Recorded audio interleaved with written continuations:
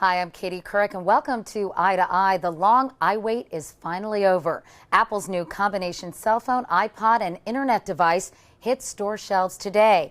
Daniel Sieberg spoke to a research analyst who weighs in on the expected financial impact of the iPhone. So what do you think all of the hype and the secrecy means in terms of Apple's revenue out of the iPhone? Well, this is a bigger day than when Apple announced the Mac back in 1984, and in terms of revenue impact, to put it in perspective, it took 29 years for Apple to generate $15 billion in revenue.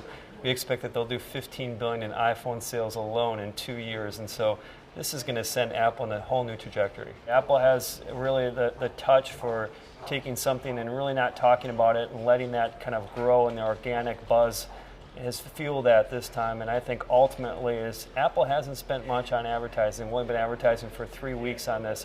This massive amount of interest you see is really generated by people's genuine interest in the phone.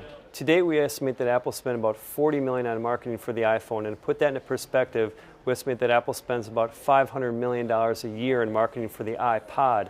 However, the actual buzz around the iPhone with only $40 million is significantly outpaces what the buzz from the iPod is, so they've gotten tremendous bang for their buck.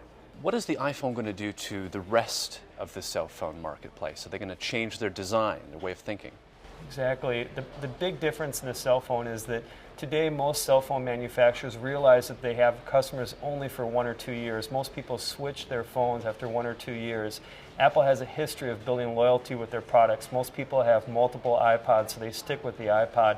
Ultimately, if Apple does to the cell phone industry what they've done to the music industry, this is going to put a lot of competitive pressure on the cell phone players like Motorola and Nokia, because they're not going to have the advantage of customers switching out every year if people standardize on the iPhone over multiple years.